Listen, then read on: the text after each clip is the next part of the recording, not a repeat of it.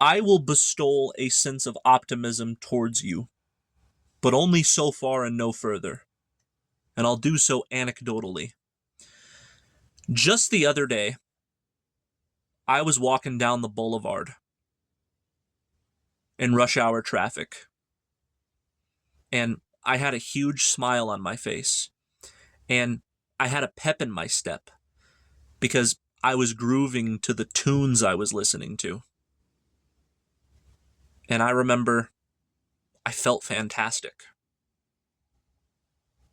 But my father gets a phone call from my uncle, his brother, to inform him that I think your son is on drugs.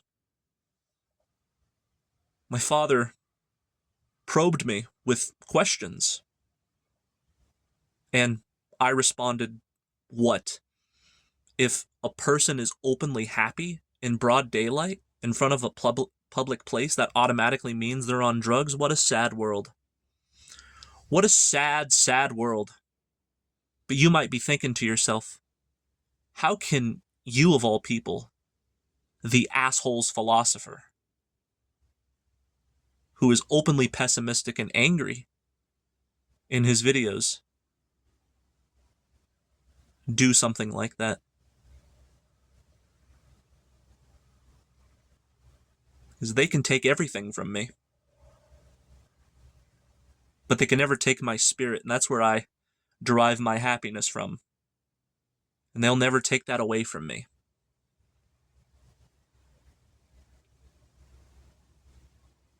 If you ask me how I'm doing, I'll tell you not so good.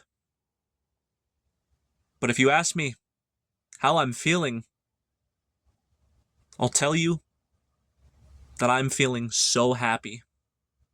Not because of anything external, but I love my consciousness. If you were to put my consciousness in the bottomless pits of hell, my consciousness would make me happy. Mentally, I am agitated. Biologically, I am agitated. But my spirit, by its very nature, is happiness itself. And the day that gets taken away from me will be the day I am no longer. But it'll take a lot to take the light from my eyes. The most patronizing and dehumanizing word in the English language is layman. I find it offensive when others refer to themselves as laymen or others as laymen, because the word layman pretty much means a laborer or one who lays, as in lays brick. You're basically saying that somebody's sole purpose as a person is personified within the activity of busting their ass and breaking their back and, quote, contributing to society as their duty. When people say, can you explain it so we laymen can understand? They're essentially saying, you know, us stupid manual laborers who spend all of our time exhausting ourselves with repetitive, heavy lifting activities, and then we get home and we're so fucking exhausted that we don't have the motivation or even the time to educate ourselves? Can you explain it in a way so even we can understand? More terminology that I find to be terminally ill is working class and blue-collar American. This adds injury to my already existing vexation. Because it's bad enough that we have to be a lay person. Because Nothing is worth $20 for an hour of my time, quite frankly. That's because I don't use this slave speech to define myself. You want me to hump dick for an entire hour with the reward of $20 just so I can be a child counting up his meager allowance and say, okay, all I need is 20 more fucking hours of this bullshit, and then I will have a place to rest my head. And then I will do it for another 20 hours, and then I will get this basic survival need and this basic survival need. And you know what it translates to? Complete equalization. You're essentially getting nothing, and that is a slave by definition. Because think about it. Say the cost of living is about slightly over $2,000 a month, and you're making $20 an hour. So you're working long fucking weeks, all for it to essentially go to food and shelter, and for it to start all over. That's why everybody's always broke. Have you noticed that? Somebody owes you money, and they say, I'm sorry, I'm broke.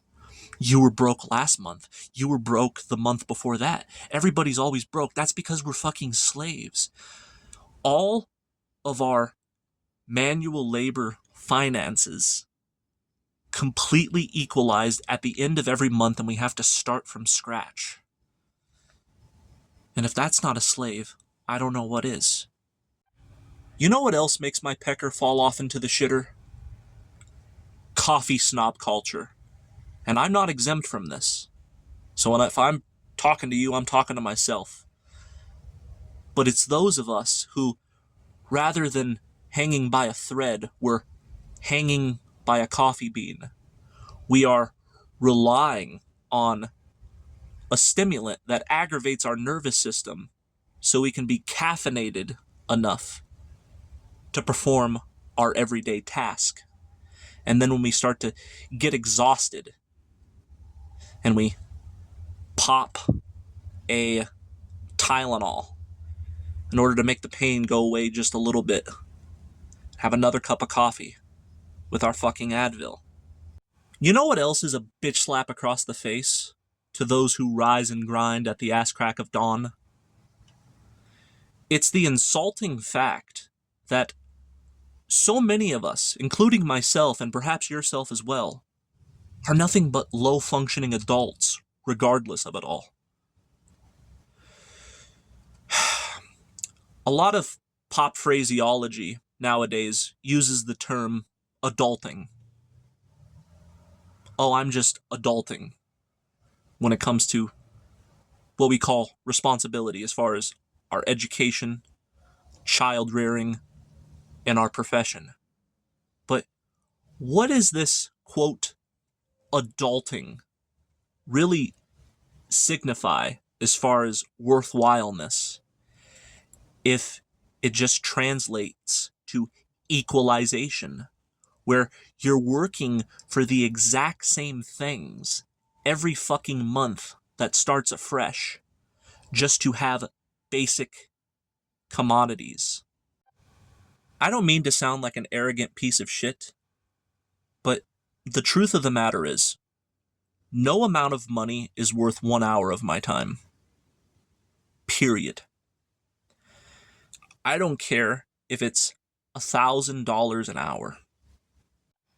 Money goes through your hands like water.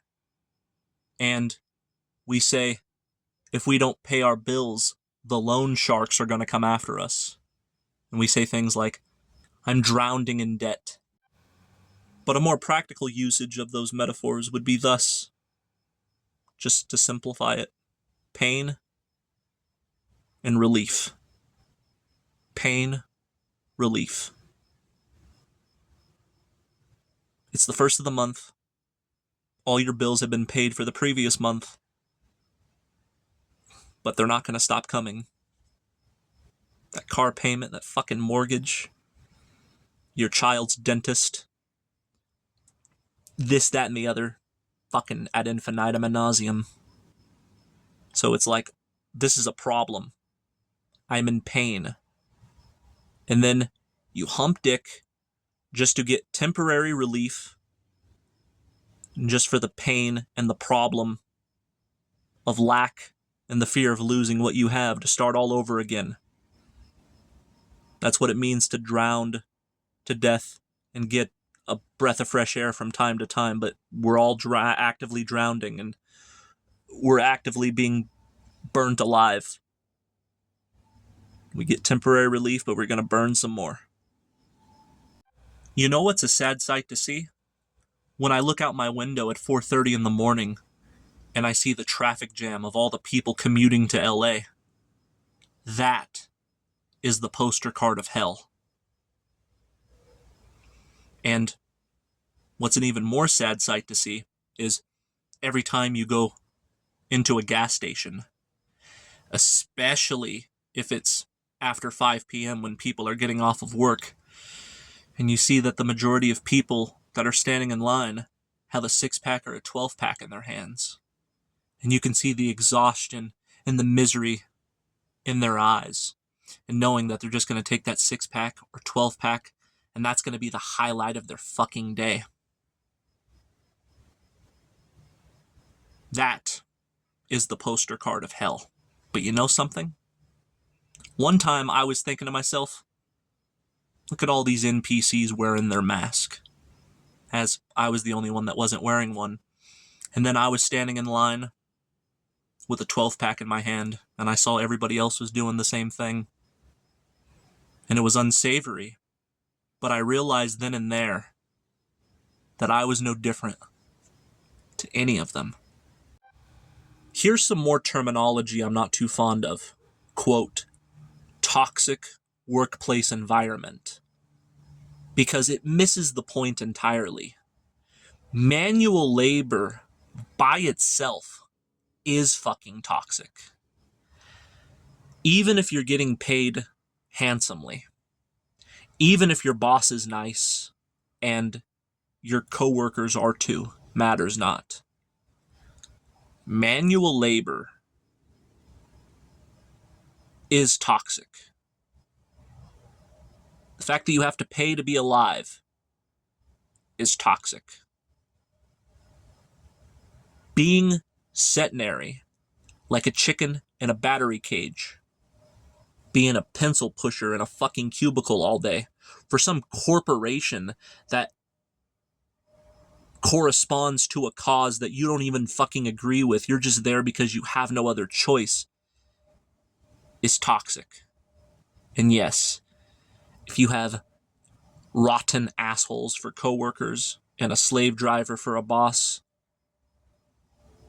that just makes matters 10 times worse. But even best case scenario, I am of the mind that going to work is toxic. Even if you love what you do. The fact that you're there for the sake of survival needs is toxic. The toxicity cannot be separated from workmanship. There's nothing more offensive to the eye than a golden arch. There's nothing more offensive to the eye than a billboard on the highway. Advertisements, advertisements, advertisements. Commerce is toxic as a whole because it divides the world into two parts: assets and clients, or in other words, buyers and sellers. But what does the buyer and the seller both have in common? The corporation doesn't give a fuck about them. All it cares about is money. Have the employee do as much for as little as possible, and sell the product for as much as they can get away with. They don't care about persons, because you're not a person anymore in the mind of capitalistic commerce. You are a thing. You are not a sentient subject. You are an object. You are called a client and an asset, a buyer and a seller. It's all about money. That's all it is. Doesn't give a fuck about you. To the degree that you have the free time to do as you please is the degree that your life is based in freedom. But most people do not have freedom of movement insofar as the bodily autonomy of being where they want to be when they want to be there is concerned. Quite the contrary. We start up our car at 6 o'clock in the morning, not because we want to, but because we have to. And sometimes, when we're at work, we have this emotion that overcomes us, where we sense the emotion of meaninglessness. So this sensation is an emotion, and it's called meaninglessness. And as we're engaging in our task, we say to ourselves, I don't want to be doing this task, but I'm doing it anyway, because I have to. This is not freedom, and therefore, it is not a life worth living. Therefore, I assert that going to work is unnatural. It's anti-human. You know why they invented time and therefore created the clock? To create the concept of 6 o'clock in the morning, letting you know that that's the time you fucking wake up. And they invented the concept of 8 o'clock in the morning for you to know that that's the time you gotta be at work. And they invented the concept of 6 o'clock in the afternoon, letting you know that that's the time you get to go home. That's why they invented the clock, and that's why time exists. Is to create a mental construct to enslave you. You know, the spirit is time blind. It's because it doesn't exist. There is only the present moment. And we are free to do as we fucking please. But we can't do as we please.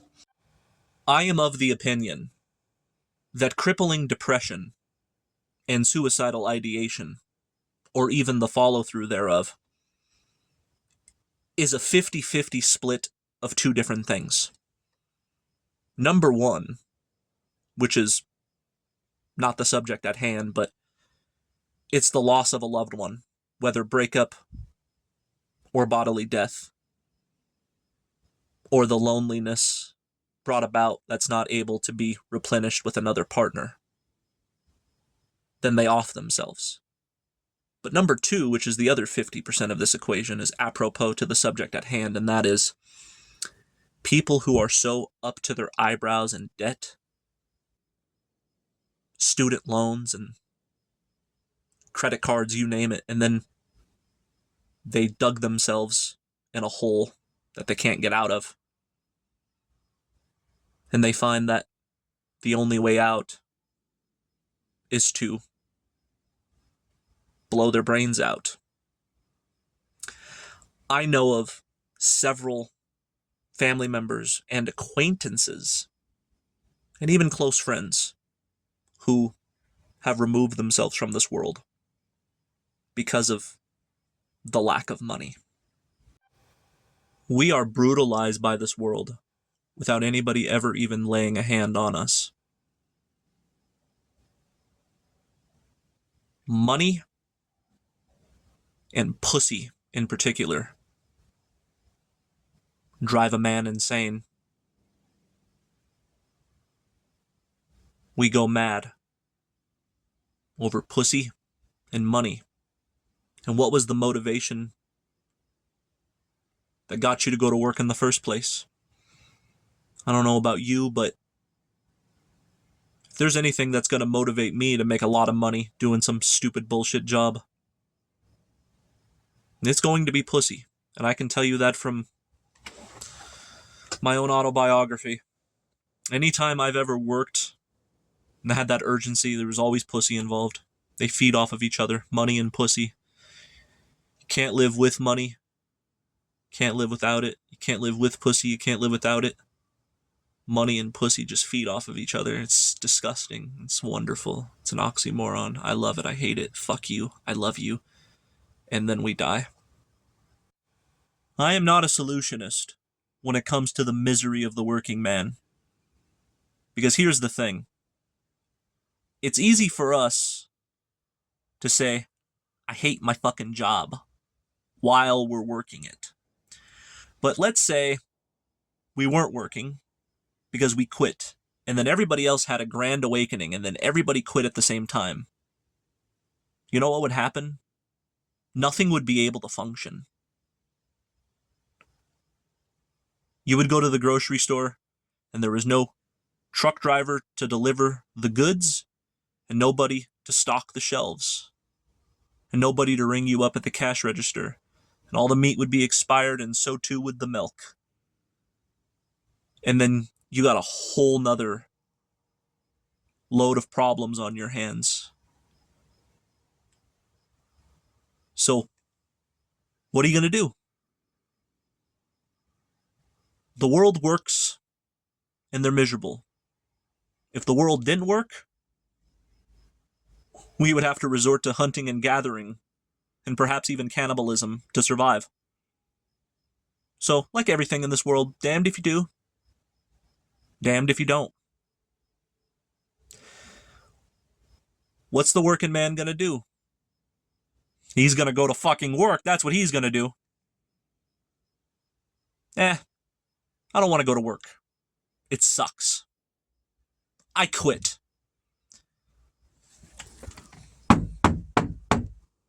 Yes, can I help you? It's the landlord. She's asking for rent. Sorry, I don't have any rent to give you. You have one more month. I get evicted. Hello, Mom. Hello, Dad. You mind if I live in here and not pay any rent and eat all your food and sleep on your couch? Kick rocks. I'm homeless. Oh, no. All right, I guess I'll go back to work.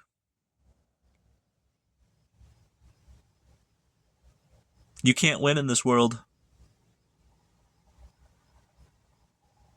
You just can't win. Sometimes I want to be just plain old Garrett. And then again, not even that. For I am a spiritual being after all. But let me tell you what I don't want to be. I don't want to be a fucking employee for a fucking corporation, subordinated as an asset, where every hour of my precious time I get chump change as an exchange of thank you. And I'm too ugly to prostitute, in case you haven't noticed. So here I am, an employee for a corporation. If I was to flaunt my red bush on fans only fans, I wonder if I would make more money than I'm making right now by the hour. I bet I would.